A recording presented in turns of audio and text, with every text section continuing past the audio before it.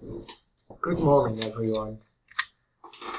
This is my table of contents, so I'm going to talk about the location, also the tribe, the CDO, the danger, the solution, and is there a disappearance of the culture of the tribes? And today I'm going to talk about Turkana. Turkana is a district and county that is situated in Kenya. And Kenya is a land in Eastern Africa. Africa is a land in which many languages are spoken, and there are almost 1,500 different languages. Through the county of Turkana runs Turkana Lake, and the lake is named after predominant nomadic tribe, the Turkana. The Turkana tribe is a feared and uncontrollable tribe. The people of the tribe live for oxen, camels, goats, and sheep, and you can also see them on the picture on my PowerPoint.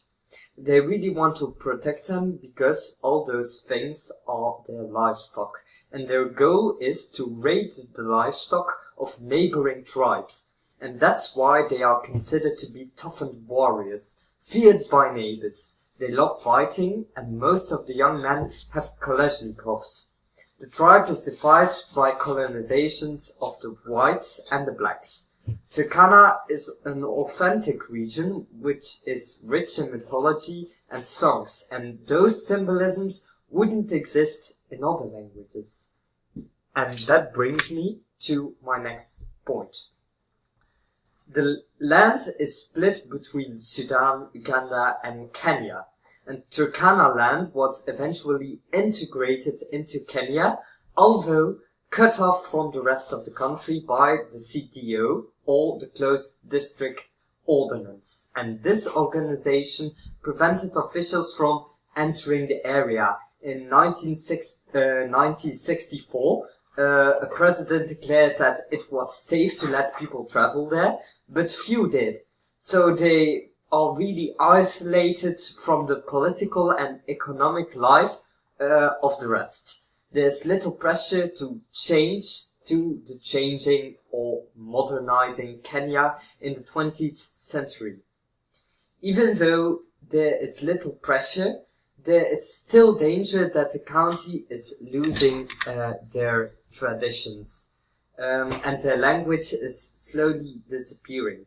Tribal allegiance are still the most powerful forces within the countries. Mutual incomprehension because of many different languages.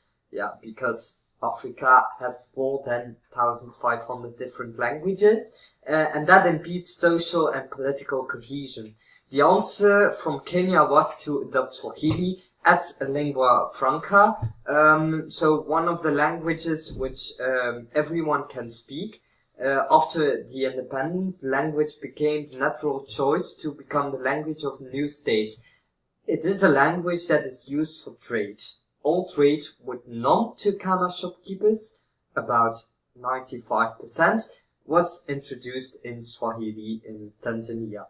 The president of Tanzania adopted it with hope to eliminate tribal differences and unite the country. Until very recently, schools were non-existent. There is where the danger of losing the mother tongue lies.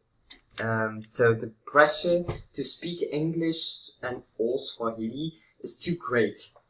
Those who stay in traditional villages, the chance to do other than pastoral nomads is negligible. The older ones didn't know another way of life. The youngest have the choice, so they can choose to not embrace education or the chance to become involved in a wider Kenyan society, destined to remain on the periphery.